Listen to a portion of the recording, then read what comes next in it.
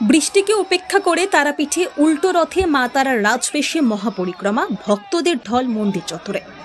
তারাপীঠের রথযাত্রা শুধু একটি ধর্মীয় অনুষ্ঠান নয়, এটি এক গভীর আস্থার প্রতীক।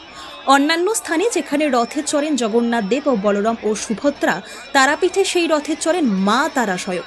এটাই তারাপীঠের এক বিশেষ ও প্রাচীন ঐতিহ্য। আজ শনিবার উল্টো রথের দিনেও সেই ঐতিহ্য অনুসারে রাজবেশে মা তারাকে রথে বসানো হয়। তার আগে সম্পন্ন হয় বিশেষ মঙ্গল আরতি। এরপর শুরু হয় মা তারার রথযাত্রা। বাজনা, ঢাক, কাসর ও শঙ্খধ্বনির মধ্যে দিয়ে নগর পরিক্রমা করেন মা তারা। গোটা তারাপীঠ এলাকায় সৃষ্টি হয় এক অপার্থিব আবহ। বৃষ্টির জন্য এক মুহূর্তেরও বিরতি না নিয়ে ভক্তরা ভিজে ভিজেই অংশ নেন এই পবিত্র রথযাত্রায়।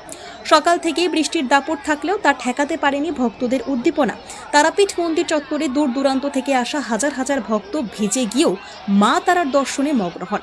রথের দড়িতে টান দিতে কেউ এসেছেন বীরভূমের বিভিন্ন প্রান্ত থেকে, কেউ বা এসেছেন রাজ্য বাইরের জেলা থেকেও। সাধু সন্ন্যাসীরাও এই দিনটিতে অংশগ্রহণ করেন তাদের নিজস্ব ধর্মীয় কলাকৌশল ও উপাচারের মাধ্যমে। রথযাত্রার আগে তারা রাস্তা ধরে নানা আচার অনুষ্ঠান ও সঙ্গীত পরিবেশন করে রথের পথ প্রশস্ত করেন। সেই সঙ্গেই বাজনার তালে তালে এগিয়ে চলে মা তারার রথ, আর রাস্তা জুড়ে ছড়িয়ে পড়ে ভক্তির স্পন্দন। এই রথযাত্রা শুধু এক ধর্মীয় রীতির প্রতিফলন নয়, এ এক অনুভব, এক বিশ্বাসের বহিঃপ্রকাশ, যা বছরের পর বছর ধরে মা তারার মাটিতে গড়ে তুলেছে এক অতুলনীয় ধর্মীয় ঐতিহ্য। শুভ উল্টো রথ উৎসব 629 বছরে পদার্পণ করলো। এই যে ঠাকুর দেখছেন, আমাদের এই ঠাকুর বিগ্রহ চেঞ্জ হয় না। পুরীতে 12 বছর অন্তর আষাঢ় মাস মলমাস হলে একটা মাসে দুটো প্রতিপদ পড়লে ওনাকে সমাধিস্থ করা হয়, কিন্তু আমাদের সেই স্বপ্নাদৃষ্ট দারুমূর্তি একভাবে রয়েছে। আজকে আমরা বলি উগ্রতরা 16 পানি, মা সুভদ্রা ভুবনেশ্বরী, জগন্নাথ ফলদ্রত সাক্ষাৎ দক্ষিণা কালী। উনি উল্টো রথের দিন সাক্ষাৎ দক্ষিণা কালী রূপে উনি রথের ওপর বিরাজ করেন। উগ্র তারা হলেন বলভদ্রদেব, আর মা সুভদ্রা হলেন ভুবনেশ্বরী। আজকের দিনে ওনাকে জড়িয়ে ধরা যায়, নিজের হাতে মালা পরানো যায়, সেই জন্য লাখ লাখ ভিড়ের সমাগম, আজকে ভক্তের সমাগম। আর এই যে বেদি দেখছেন, এটা হচ্ছে জন্মবেদি, আর ওটা হচ্ছে রত্নবেদি।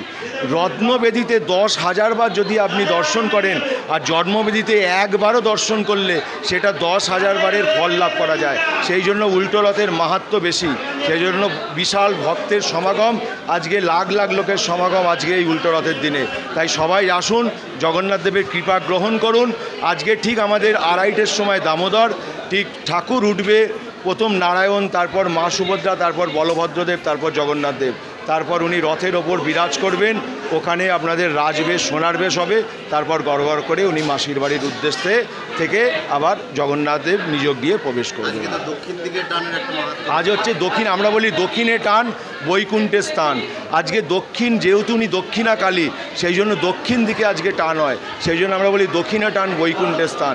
উনি দক্ষিণা কালী রূপে উনি রথের ওপর বিরাজ করেন, সেই জন্য আমাদের উল্টো রথের মাহাত্ম্য অনেক। এই যে জগন্নাথ দেবকে আমরা বলি যে রথে চ বামনং দৃষ্ট পুনর্জন্ম ন ভবেত। রথে যদি বামন রূপ দর্শন করা যায় তাহলে পুনর্জন্ম হয় না। কিন্তু বামন রূপ কেন বলি?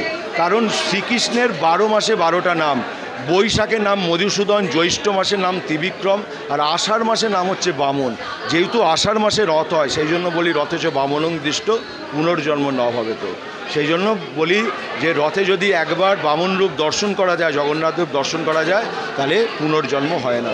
তাই আমাদের ঠিক 4টেতে আমার রথ টান হবে। মাননীয় জাস্টিস অরিন্দম মুখার্জি, সুপ্রতিম ভট্টাচার্য, আমাদের এমএলএ সাহেব, এমপি সাহেব, সিপি সাহেব সবাই থাকবেন, ডিএম ম্যাডাম সবাই আসবেন, জগন্নাথ দেবের কৃপা গ্রহণ করবেন। আপনারা সবাই আসুন, জগন্নাথ দেবের কৃপা গ্রহণ করবেন। জয় জগন্নাথ। আমি তমাল কৃষ্ণ অধিকারী, সেবায়িত মায়ের জগন্নাথ মন্দির।